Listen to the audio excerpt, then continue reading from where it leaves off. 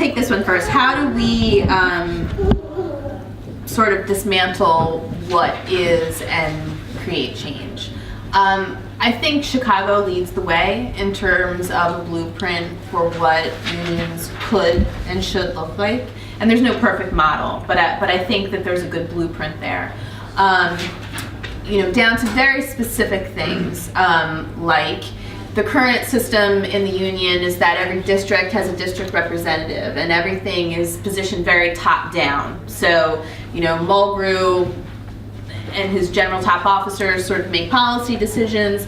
That gets filtered through the district reps, which gets filtered through the chapter leaders, and that's it. If you're a chapter leader, which I am, you go to a district meeting, you sit and you listen for 2 hours. And democracy is maybe you get to ask a question. You're a chapter leader or a delegate, you go to a delegate assembly, you're there for more than 2 hours. More than half of it is Mulgrew standing up at a podium on a stage and talking to you. Democracy is maybe, if you're lucky, you might get to bring a resolution to the floor or ask a question. And maybe not, if he chooses to call on you. Or maybe he has somewhere to go and he ends the delegate assembly early that day. And then, so, you know, down to really specific things, like I think we would like to see a reshuffling of that structure. So instead of different district reps, you would have real organizers assigned to districts who are elected, who work in schools with school-based teams to support teachers and to support communities where they are. And, you know, sort of flipping that pyramid so that a delegate assembly becomes member-driven, becomes, you know, members talking more than Mulgrew, well, me. Members talking more than the president, you know, and, you know, real democracy in terms of how policies are made and resolutions are brought to the floor. So I think that's yeah, one thing. Okay, let's see, there's so many really great questions, I don't want to not. Let's see. How do we facilitate healing? And this is sort of related to a lot of the questions, but sort of a lot of the issues that Michael brought up, and you know, I think, and not just in New York City, there's a very specific history here, but I think this has been a intentional strategy of corporate reformers for more than 20 years now to create this wedge between teachers and community, between teachers and parents. And unfortunately, the union leadership has gone along with this and has allowed this wedge to be created. So I think one of the ways that we facilitate that healing in New York City, but more broadly, is you know, through the kind of organic relationship building and facilitating of collective action and really listening. You know, what is important to the parents and the communities we serve? What is the intersection of our interests, and how can we collectively organize around those interests together? When parents feel listened to, when they feel you know, that they have some kind of say and ownership over the schools that are in their communities that are serving their children. You know, I think that's a win, not only obviously for parents and students, but it's a win for teachers too, because after all, that's what we're in it for. You know, we're not some separate entity, you know, who's just like twirling our evil mustache, counting our pension dollars. You know, people enter teaching because they care about kids. You know, and that the whole idea of what it is to be a teacher and sort of our motivations has been totally perverted, and the perversion of that has been particularly the tool used to do that is creating this division between parents and teachers. Jeez, I'll try and pick one more. Oh, I don't know, is there someone who really wants me to answer something that they asked? It's so hard to pick. We're gonna have time also, like, okay, to talk, and people can ask you more questions.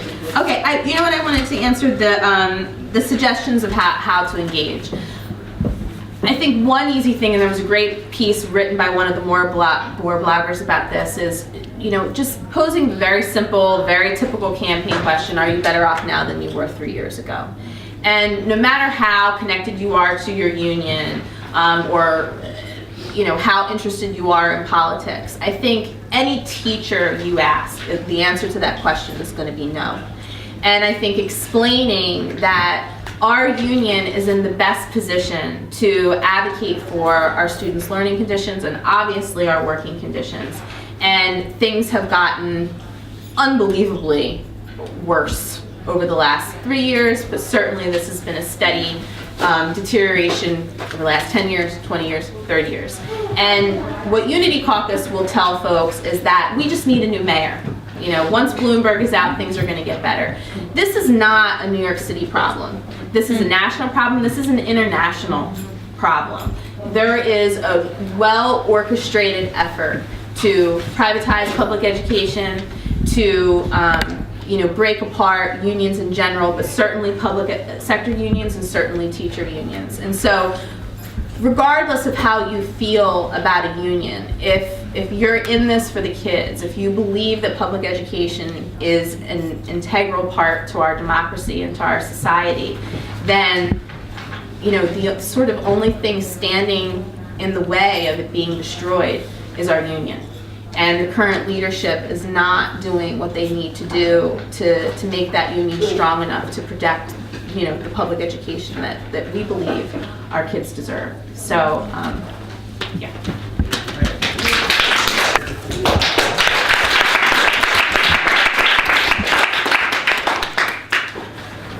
I was at a school closing here in, what was that, about a week or two ago?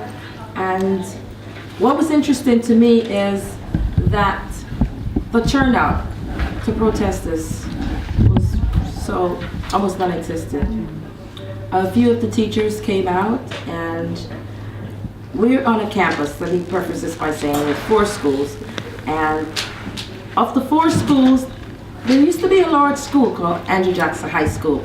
And so Mayor Bloomberg thought that the brilliant idea was to dismantle this huge high school, make them 4 small schools, because obviously smaller means better, because you now have 4 principals, 8 assistant principals, about 30 teachers, and roughly about 2,100, 2,200 kids in the building. So they figured that would be the answer.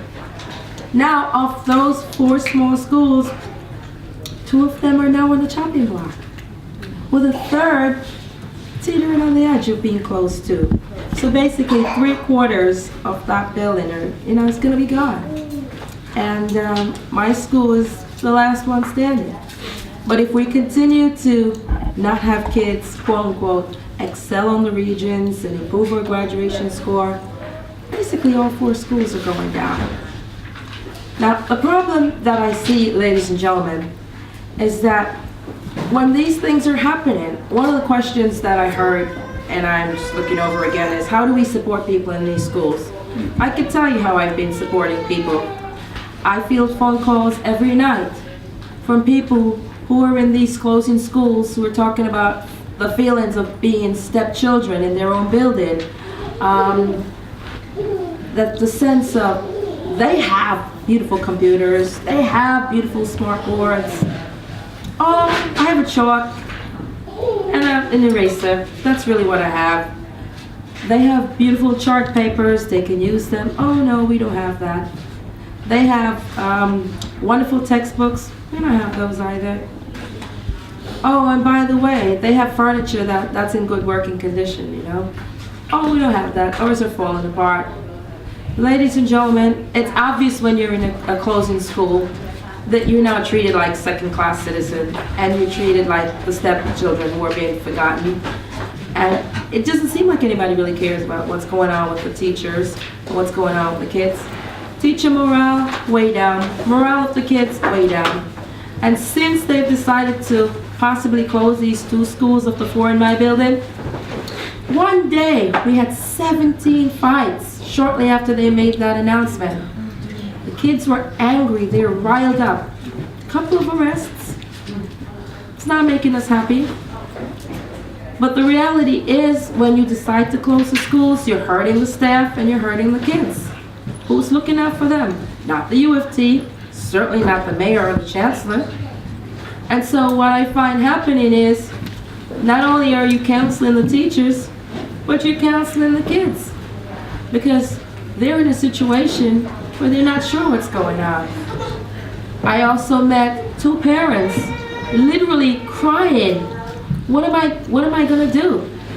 My kid was doing very well. Since the possibility of the school closing came into existence, my kid is now failing classes. How do I support my kids? It's obviously affecting them. So the point I'm making is we have to support the teachers, we have to support the kids, and we have to support the parents. It's a community. And until we start seeing the community, okay, I guess it's starting to go. I got it. We have to support There's a each unity other. mole in the room. Because obviously we fall apart. Divided, we will dismantle and get crushed, but if we were to organize collectively, we would definitely improve the working conditions. So continue to listen to your members, support them in ways of inviting them coffee, tea, just to listen. Apprise them of what their rights are, because sometimes they don't know what the rights are in terms of how the process of closing school occurs. Apprise them of the fact that even though your school is closing, if things are being done egregiously, you can still file grievances, because they're suddenly thinking that everything is gone and all the rights are left them. Remind them that as weak as the contract is, that it's still in effect. Remind them how important it is to start the grassroots organizing, because obviously this is an opportunity that management often seizes upon to try to destroy the teachers. So let them know what the rights are. And I think it's very important, especially for the new teachers who might not be aware of the idea of trade unionism, which is activism, to educate them. The union has been a place where you get your welfare card, drug, eyeglasses, but I've met some young teachers who are not aware that we even have a contract in existence. All they know is if I have a problem, I call the union to get my eyeglasses, to get my dental form. Teachers who are teaching 4 periods in a row, 6 periods a day. If we start organizing at the grassroots level, they will know what the contract says. Because 4 periods in a row are excessive. And it's you know, it goes against our contract. Teaching 6 periods and not being paid for the 6 period rate is ridiculous. But a lot of them, unfortunately, some are oblivious to what the contract says. And so I really do think ultimately if we start organizing our members, educating them on what our rights are, also understanding too that our fight is one that we can't win alone, because the public doesn't always support us. I can tell you right now, I masquerade as a British citizen when I go to England, because I spent most of my summers there growing up. I have relatives who are headmasters and headmistresses, equivalent to principals, and I also have teachers there. And what I can tell you right now is when they had a strike in England a year ago, the public 100% supported them. It was not, how dare these people destroy our lives by striking and keeping our kids in the street. The families came out and said, we want what's right for our teachers, because what's right for our teachers is what's right for our kids, is what's right for our community, is what's right for this country. So until we start seeing that the fight is not ours alone, and that we need some support and some help, we're going to be lost.